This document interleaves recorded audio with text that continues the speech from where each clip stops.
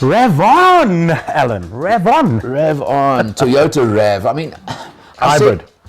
Hybrid, yeah. I said in my video that I shot on it, Yeah. they virtually established that market segment.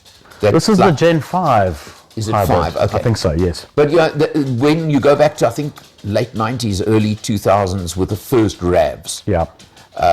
Yeah, and let's catch you out. What does RAV stand for? Random autonomous vehicle. Really autonomous vehicle. No. Really awful vehicle. Because the early ones were terrible. Yeah. Recreational activity vehicle. Okay? You say the first ones were terrible. The one thing, what I liked about the first ones was, I'm listening. They were tiny. They were the Jimneys of today. In the sense, Yeah, you got I'm them saying, in the two-door. the little two-door one. I mean, I still wanted you remember there was a convertible version they brought in? You and your ugly cabriolets. I I still don't get wanted it. one of those. Don't get it. It drives, okay. It does my nut in. But what I'm saying is, they were tiny, short little things. That's why I say they were the Jimneys, okay, they were, of that era. They were perfectly suited for the Crusher, because they just drive But they had, some of them, depending on which one, had some off-road ability. But I'm saying they were pretty capable off-road, actually. They were pretty and there were capable some off-road. four-wheel drive versions, etc., in between. Yeah. I mean, there was such a mishmash of models and derivatives and whatever. But they pretty much established that market segment. Am I right? The new one, I agree with you. Though. It was a pioneering. What? He agreed with me. They should still all be crushed.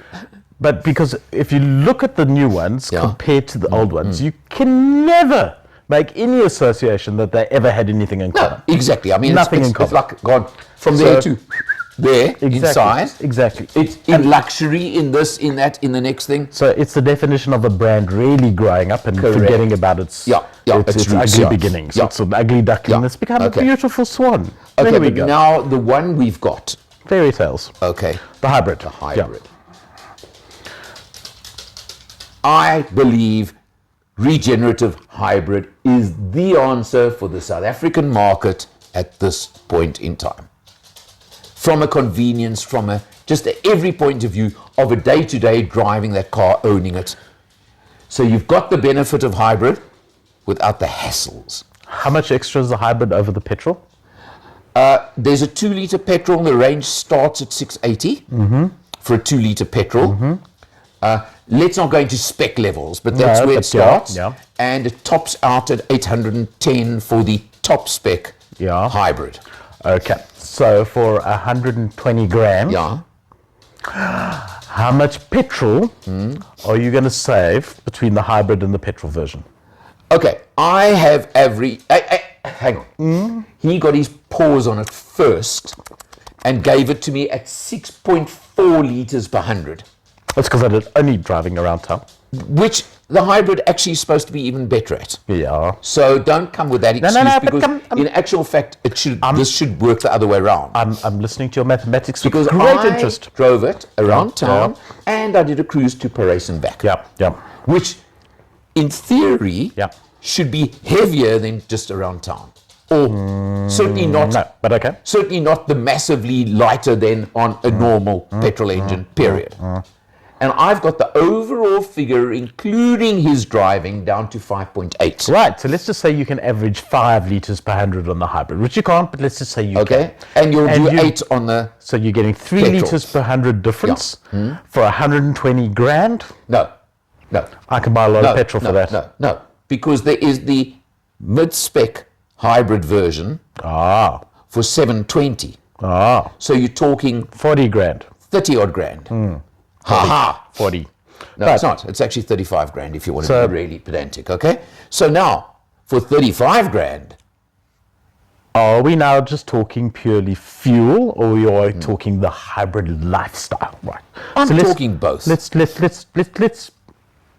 I'll concede the fuel. Maybe you can justify the fuel prices there because and I'm going back to where Corolla were talking about the hybrid and the Cross. Correct. Right. So I believe Toyota's numbers there because they stack up. So I'm assuming the similar arguments are applying with the RAV. Right.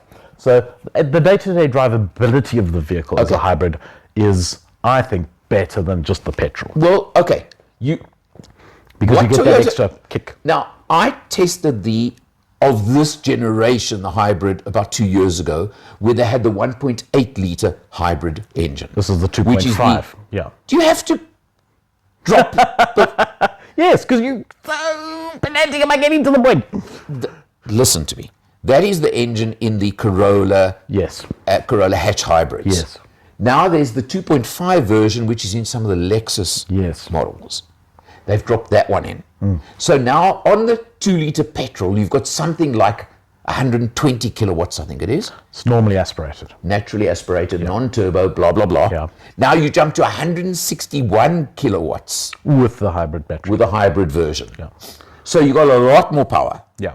But there is a sport mode on the car. Yeah. I didn't touch it. I didn't I left either. it in normal. Yeah. You used the words hybrid lifestyle. This is the thing. To me, that is the most relaxed cruiser you can possibly get. And yes, you've got this, can I call it almost overabundance of kilowatts? Well, Because- there's never an overabundance. Yeah, but- there's sufficient. Well, this is more than sufficient. That's quite a heavy car, actually. Yeah, but 120, 140, Yeah. 160 is a lot, put it that way, in that car. Your top Tucson's, for example, are 140 odd, right? That's not the car you should be comparing it with. Okay, what would you compare it to? The Tonale. No, come on. The Alpha. Same, No, but no, same no. sort of money. Yes, but no. Same sort of size. Yeah, but you're also talking, a hybrid. Yes, but you're talking now you're talking a sport version as opposed to a cruiser version. So I'm not agreeing with you there to a point, okay? No, because the Alpha's got a lot less power. Not when you stick it into dynamic. When you stick it into dynamic, there's It goes. But hang on, we're it talking turns the alive. Toyota. Okay, talk to it. I just found, I don't know, just to me, I got in that RAV and I thought, relax, cruise. That's how it just gave me that vibe and made me feel that way when I got in the car. Sure. Okay. So, look, take it as you want. If you want to drive it like a Leadfoot, then you can, because it's got the Buy sport the Alpha. mode and whatever. Or by the Alpha, yes. The RAV obviously is a lot more spacious.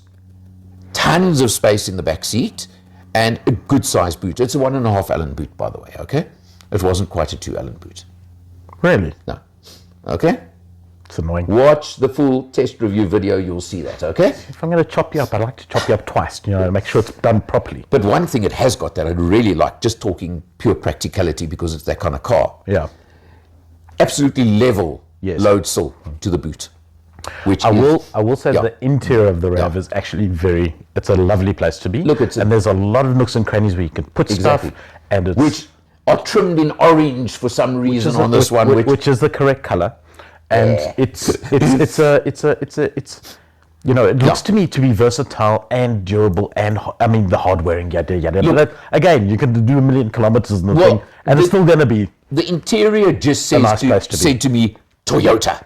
correct. And that I'm saying as a compliment. Yes, no, absolutely. You sit behind the wheel and it says, Toyota. I actually think it's a nice interior than the Fortuner. Look, let's not go down that road. It's a difficult one to compare and whatever. But what I found, it's got a fairly high profile tire on it. It's comfortable. It's smooth. It's almost silly smooth for that kind of category, if I can call it that. And that's again why I say it's so relaxed, because of that smooth. How do you think it's going to do smoothness. off-road? Because it's still a recreational, adventure vehicle. Yeah, and it's got all-wheel, four-wheel, Yes. call it what you want, Yes. drive. Yes. Look, I read somewhere, I don't know where it was, that there was an opinion that any form of electric, that dust is not good for the batteries. I'm just saying I read it somewhere. I don't know if it's true or not. And if you think about it, there aren't any real off-road vehicles that are battery powered in any way. Yes, they are. They're just not coming yet. Well, they're on their way. Okay, all right. But so far. Yeah. But anyway, Ford's listen. got one. What? Ford have got one. Okay. The Lightning. Yeah. True. Yeah. But what I'm saying to you is that to me, I mentioned again in the video, just imagine the beauty of this vehicle is you do the school run and it's bumper to bumper traffic. You could theoretically do the whole school run in EV mode. Yeah. EV mode. Yeah, that's where it's supposed to be. That's where it's supposed to be, and that's where it's going to excel day in and day out. But the other thing I do like, and I watch this carefully on my open road cruise, is the hybrid kicks in and out when you're cruising. I think it's got to do with how much throttle or something like that. It's got everything to do with how much throttle you want. So what I'm saying is, when you're in cruise mode, that's why I could. Yeah, the theory is that when that car shouldn't have a great advantage on the open road compared to town driving, right? No, it does, because you're never actually going at one complete speed. You're going up hills, down hills, and you're doing recovery. I'm saying, but you're getting the benefit of the EV even on an open road cruise, which is great, and that's why that economy came through. So you rate the hybrid as being the panacea to all South Africa's problems. You're of course wrong, because the plug-in electric hybrid is the panacea to all South Africa's problems. No, it's not, because it goes back to the issues with plug-ins and and also this. Now look, let's contextualize it. So the plug-in electric hybrid is basically a hybrid, but with a much bigger battery. Yes, so it will do. The RAV4 version of it will do between 90 and 100 kilometers on electric only. Okay. And what they've done, the version they've got here for evaluation, which I drove. I want them to. I drove for a very short period. Okay. Because that for me makes sense. Okay. 225 kilowatts. Exactly. Okay. Well, I know that's the reason. No, it isn't. Because what interests me is that when I'm just doing my day-to-day driving, for me to do more than 100 Ks between leaving home and coming back home, and then maybe leaving home again later, if the thing's on my charger, because it's such a small little battery, you don't need a 200 kilowatt charger. Your plug-in wall-mounted 20 kilowatt thing will charge the thing for you. So you're hardly ever going to use fuel. And I'll tell you what brought this out was I was having a conversation with some friends of ours that lived in France that had a plug-in electric hybrid. And during COVID, do you know how much fuel they put into that car? Yeah, probably zero. Yeah. For better part of 9 months, no fuel went into the car at all. And that was on a short range car of 30 Ks. Now that's in Europe, maybe you can get away with in a little village, which is where they live. But in South Africa, 90 to 100 Ks, I think, is exactly right. Okay, but now I'm going to agree with you. Yes. The only thing is, what Toyota have not told us yet is the price. The price. Already, as I've said, look, they've somehow, and Toyota have done this better than I think anyone else in South Africa so far, is the price premium from normal to high, the regenerative hybrids, as in Corolla Cross, as in they're subsidizing it, because they have to be, because there's no way.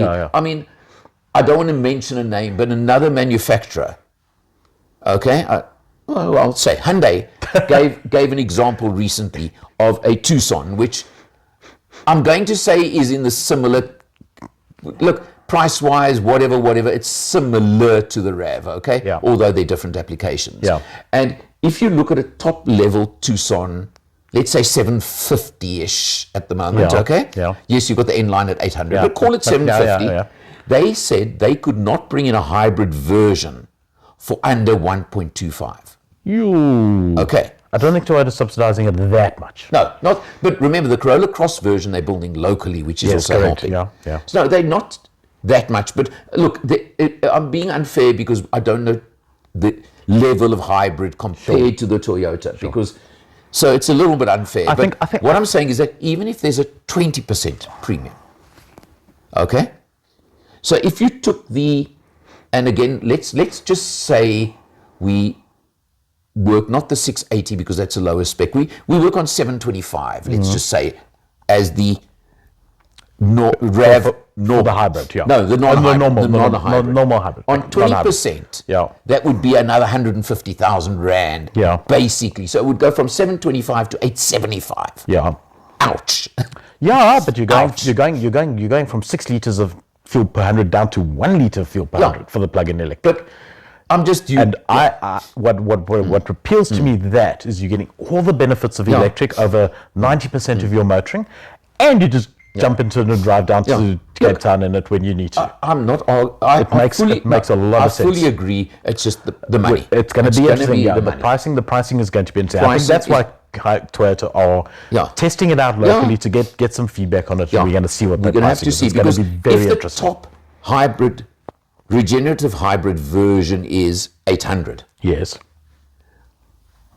Is that one going to come in under $1 million or not? That's the question. I think if it comes in at 900 grand, they're going to sell it. At 100 more, I can see the case. At 200 plus more, then it's a tough ask, and then you go fully electric anyway. That's my point. Okay. No, I agree. But I must tell you one thing. That extra power on that thing is... No. I mean, I drove it just... 225. I just drove it for a 10K drive. And I mean, just the acceleration from a robot was... That's nice. It's very nice. But look back, RAV, really impressed. Why do we always go on about Toyota? We always have long videos with Toyota. Because, you know what? There's so much to talk about. There is. Toyota, good job on the RAV. I have to tell you, I like it. I do too. Good lovely car. See you next time. My name is Michael Pashut, and I'm the proud owner of Change Cars and the host of the TV show All Things Motoring. But I'm even prouder today to say that I work with Alan Rosenmeyer from Motor Matters, better known as the man with a hat. If you're looking for the best reviews on all new vehicles, Motor Matters. If you're looking for the best deals on new or used cars, changecars.co.za, where every car is sold by a 5-star rated manufacturer approved dealer.